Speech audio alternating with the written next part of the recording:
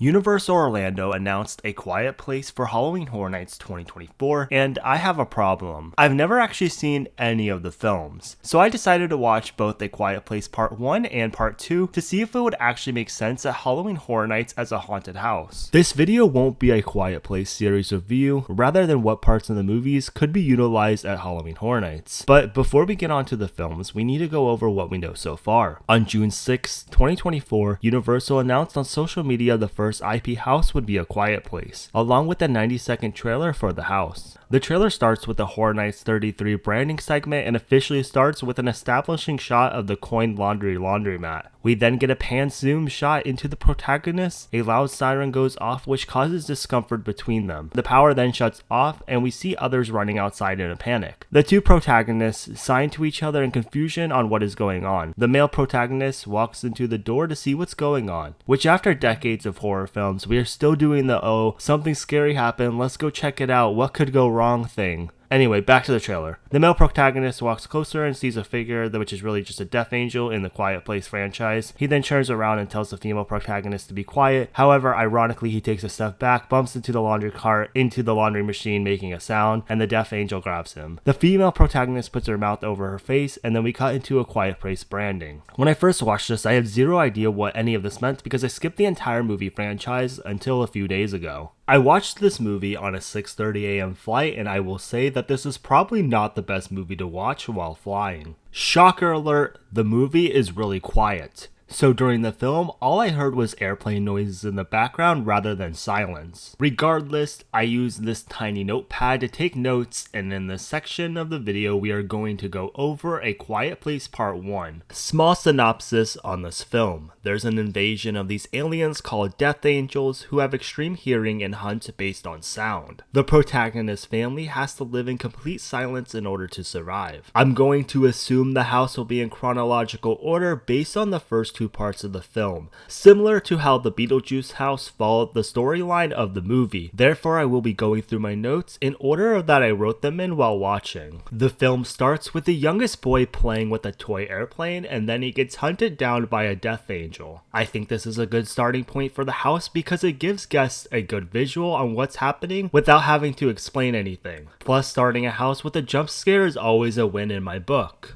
This film breaks sections into days, and I'm curious if this will be utilized in the house. I'm not expecting big signs stating each day, but it would be neat to have small indications such as a calendar in a room with the day number written on it. Depending on if guests are a part of the house or just walking through watching the events unfold, it would be interesting to see a guest activated sound trigger such as stepping on a branch. When it's activated, a death angel could pop out hunting the person who stepped on it. In the films, Reagan, who is the daughter of Lee and Evelyn Abbott, is deaf, and she's played by an actual deaf actress, Millicent Simmons, which is great to see. The film uses signed exact English rather than American Sign Language, but a thought I had while watching the movie is how will Universal use sign language in the Quiet Place haunted house? What do you think? Fast forward into the movie, there's a scene where Lee and his son Marcus run into an old man. This guy screams at the top of his lungs and gets attacked by a death angel, which again, while watching this on an airplane made me jump, so please do not watch this on a flight. I hope we get this scene in the house because one super cool thing about this movie is the overall contrast between the dead silent parts and the out of nowhere super loud parts. I did write a note while watching asking if the death angels in the movie will be scare actors or puppets. I'm leaning towards puppets since the death angels walk on four legs, but it would be interesting to see if they find a way to have the death angels run at you when they hear a sound. This is spoiling, but the film utilizes high-pitched noises to stop the death angels, and I'm curious on how this will be implemented in the house, as the last thing I personally want to hear is a high-pitched screeching noise, but we'll see. I will be shocked to see if this is included in the house, but at the end of the movie, Marcus and Reagan get stuck in a silo, and they are faced with an awful dilemma. In order to survive, they need to get onto the platform, but by making noises, they are attracting death angels. It would be interesting to have a green room, but I highly doubt it. Those are my notes for A Quiet Place Part 1. I really enjoyed the movie. On my return flight back home, I watched Part 2. This film released 3 years after Part 1, and I didn't find it to be as interesting. Therefore, my notes may not be as detailed as they were in Part 1. This flight was also at night, so I was already a little bit tired, so that may have played a role on why I wasn't a huge fan. Quick synopsis on Part 2 2 of the film. The movie is a sequel to part 1 and is just a continuation of the family trying to stay quiet to avoid the Death Angels. This movie starts on day 1 of the story, and the Halloween Horror Nights house is going to be based on both parts. So I take back what I said about the house starting on the spaceship toy scene. I think it would make more sense to have the house start on day 1 when the Death Angels arrive at the town. After day 1, the house should return to the events of A Quiet Place Part 1 and then pick up again during A Quiet Place Part 2. Earlier in the video, I mentioned having a sound trigger for guests to alert the Death Angels. There's a scene in part 2 that could utilize this very well, the bear trap scene. We could have a sound trigger that creates a bottle crashing sound similar to the movie to alert the Death Angels. While watching this movie, I couldn't think of new things to add to the house outside of film locations that could be used as rooms throughout the house. So here's a list of A Quiet Place Part 2 locations that should be used.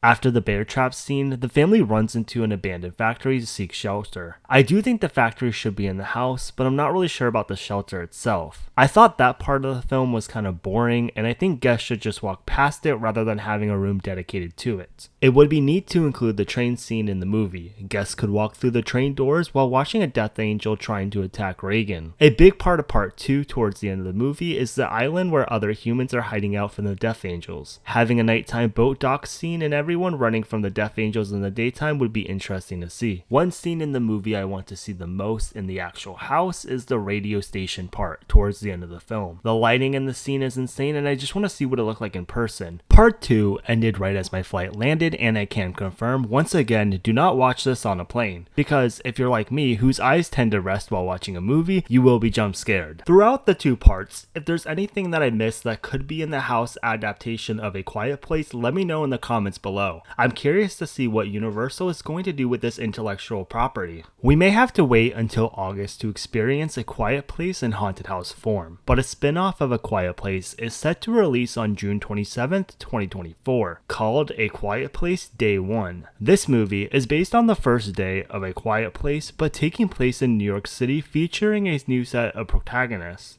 This does unlock the potential of having another house in the Quiet Place universe. I will be watching the movie when it releases and plan to make a post on the community tab. As of recording this video, A Quiet Place is the only intellectual property house announced for this year's event. This year, it's a personal goal of mine to watch all the movies, games, and TV shows related to the intellectual property houses. Therefore, I will be making videos similar to this documenting what I think Universal could do with the IPs. In the meantime, as we wait for more Halloween Horror Nights house announcements, I will be making more past Horror Nights house retrospective videos similar to the Dueling Dragons Choose Thy Fate and Beetlejuice videos. Thank you so much for watching this video. The people over at YouTube are going to make your life easier by suggesting a video on your screen now that's perfect for you.